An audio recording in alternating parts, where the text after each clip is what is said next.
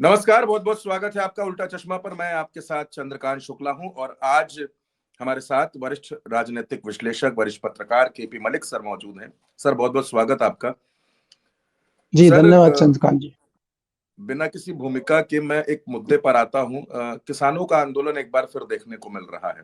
किसान आंदोलन कर रहे हैं, लेकिन उससे इतर सवाल यह है कि जो कृषि मंत्री देश के हैं शिवराज सिंह चौहान, क्या शिवराज सिंह चौहान अचानक से प्रधानमंत्री नरेंद्र मोदी और अमित शाह के निशाने पर है? ऐसा इसलिए क्योंकि एकनाथ शिंदे और देवेंद्र फडणवीस, अजीत पवार, इनका जो शपथ ग्रहण था, इसमें शिवराज सिंह चौहान और अमित शाह के बीच दूरियां दिख रही थी। और जिस तरीके से राज्यसभा में सभापति जगदीप धनखड़ ने शिवराज सिंह चौहान पर इशारों इशारों में कई तंज कसे और मंच पर उन्होंने ये कहा कि किसान आंदोलन क्यों कर रहे हैं, आपका पल पल भारी है।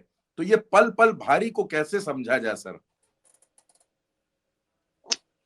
देखिए चंद्रकांत जी, ये सारी चीजें समझने के लिए आपको एक चेन में समझना होगा जी।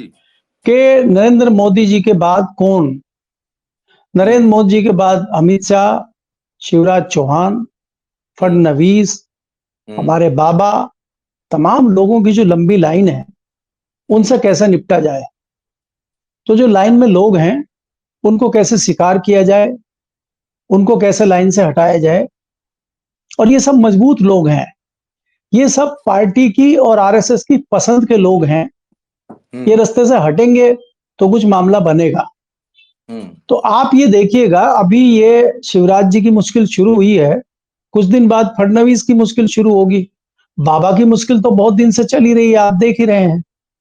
ये क्यों चल रही है?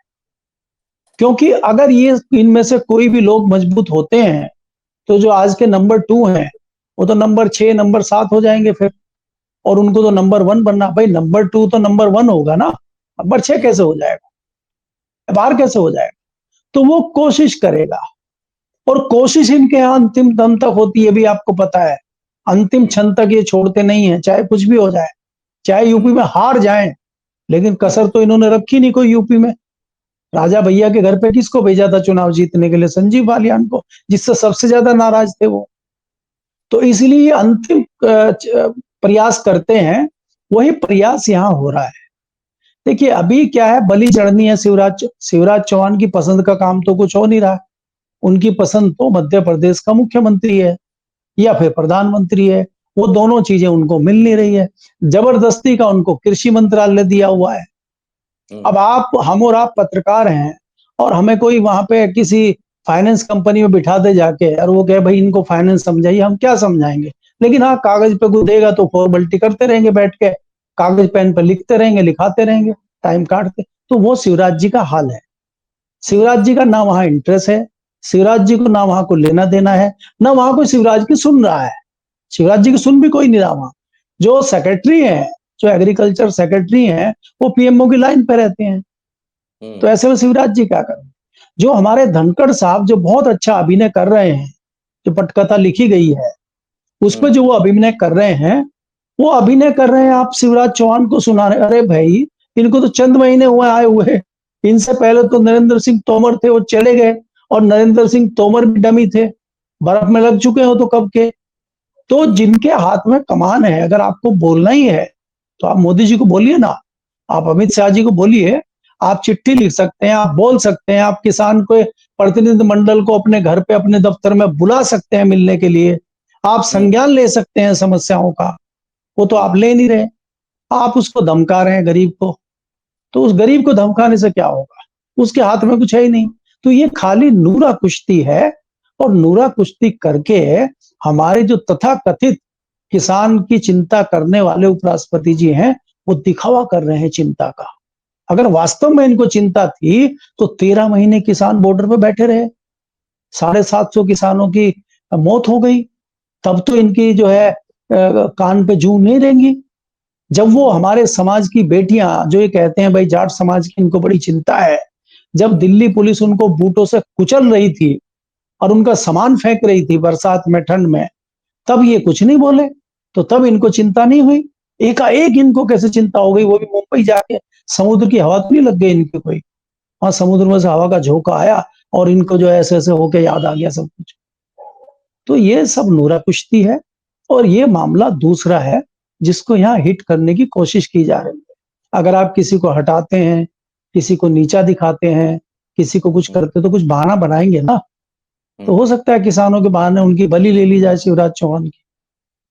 अब किसानों को हो सकता है वास्तव में कुछ देना चाहते हो शगुफा, तो वो इनको हटा के दे दें कि शिवराज जी मना कर रहे थे, देने नहीं दे रहे थे, हम तो 3 महीने से सोच रहे थे देने की, इसलिए इनको हटा दिया गया। चलो, कुछ भी हो सकता है इस सरकार में। तो इसलिए क्या है कि ये सभी अभी फिलहाल तो नूरा कुश्ती है, क्योंकि आज आप देखेंगे कि कहीं ना कहीं प्रेशर तो किसानों का अभी भी है। 2024 में चुनाव जीतने के बाद, हरियाणा का चुनाव जीतने के बाद जो लगता था कि किसान आंदोलन और किसान पीछे चले गए हैं, ओझल हो गए हैं, वो हुए नहीं। वो लगातार अभी भी चल रहा है प्रेशर। आज आप देख रहे हैं वहां सिंघू बॉर्डर पे चल रहा है, यहाँ पे नोएडा पे चल रहा है बॉर्डर पे। तो कहीं ना कहीं आग तो जल रही है, धुआं धुआं तो दिख रहा है। तो ये कल को बड़ी आग ना बन जाए, इसको थोड़ा सा पानी वानी छिड़को, इस पे बुझ तो सकती नहीं है, तो थोड़ा पानी वानी छिड़क के कर दो, कम कर दो इसको। तो वो एक प्रयास है सरकार का। तो इसलिए ये कुछ लोगों को यूज किया जा रहा है, क्योंकि कई लोग फिर बलि दी जाती है ना, उस दिशा में एक प्रयास है जी। सर बिल्कुल ठीक बात है, लेकिन सर एक दूसरा किरदार और है। शपथ ग्रहण जब हुआ एक नाथ शिंदे का, तो हमने देखा कि जो नीतीश कुमार प्रधानमंत्री का कभी हाथ पकड़ते नजर आ रहे थे, कभी पैर छूने की कोशिश करते नजर आ रहे थे, कल बड़ी दूरियां थी और नीतीश कुमार के चेहरे का रंग बड़ा उड़ा हुआ था। क्योंकि ऐसा कहा जा रहा है कि भारतीय जनता पार्टी अब अगले टारगेट पर बिहार को रखे हुए है और इस वजह से नीतीश कुमार तनाव में है। क्या नीतीश कुमार को वाकई तनाव में होना चाहिए? देखिए चंद्रकांत जी, नीतीश कुमार को भारतीय जनता पार्टी समाप्त कर चुकी है। अब नीतीश कुमार खाली नाम के नीतीश कुमार हैं। अगले 2025 में जो बिहार में चुनाव होंगे, नीतीश जी का नामो निशान समाप्त उस प्रकार से हो जाएगा जिस प्रकार से उड़ीसा के नवीन पटनायक का हुआ है। अब नीतीश के हाथ में कुछ नहीं बचा हुआ है। यहाँ पे आप उदाहरण ले सकते हैं शिंदे साहब का। जो एक नाथ शिंदे भारतीय जनता पार्टी को जोश खरोश और कई सारी चीजें दिखा रहे थे, तो उसके विधायकों ने कह दिया कि आप अकेले झंडा उठाए रहिए, हम भाजपा की बस में बैठ रहे हैं, तैयार खड़ी है, बस स्टार्ट है और एसी भी चल रहा है बस में। इसी प्रकार से नीतीश कुमार की जो सेना है, वो आधे से अधिक सेना भाजपा में जा चुकी है। तो सेनापति अकेले क्या उखाड़ पाएंगे? तो ये स्थिति नीतीश कुमार की है और नीतीश को इस बात की चिंता भी है कि नीतीश जी फंस चुके हैं, अब वो निकल नहीं सकते। नहीं तो नीतीश कुमार को निकलने के लिए बहुत आसान है उनके लिए। उनके निकलते ही केंद्र की सरकार भी खतरे में आ जाएगी और लालू यादव उनको जो है मुकुट बना के अपने साथ बिठाएंगे और लालू यादव यही कह देंगे कि आप बनिए जो बनना है, आपको पीएम बनना है, आपको सीएम बनना, बनिए आप।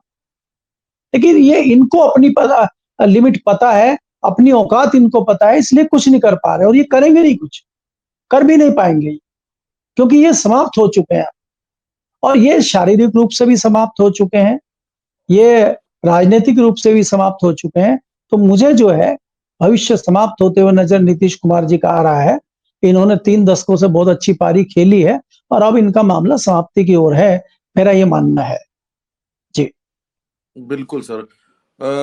केपी सर, नीतीश कुमार हो या शिवराज चौहान हो, दोनों के बारे में लगभग एक जैसी स्थितियां बनती हुई नजर आ रही हैं। फिलहाल आपने अपने व्यस्त समय में से बहुत समय हमको दिया, समय निकाला हमारे लिए। बहुत बहुत धन्यवाद सर, आज की इस चर्चा में दोनों मुद्दों पर बड़ी बारीकी से दर्शकों को समझाने और बताने के लिए। बहुत बहुत धन्यवाद सर। नमस्कार।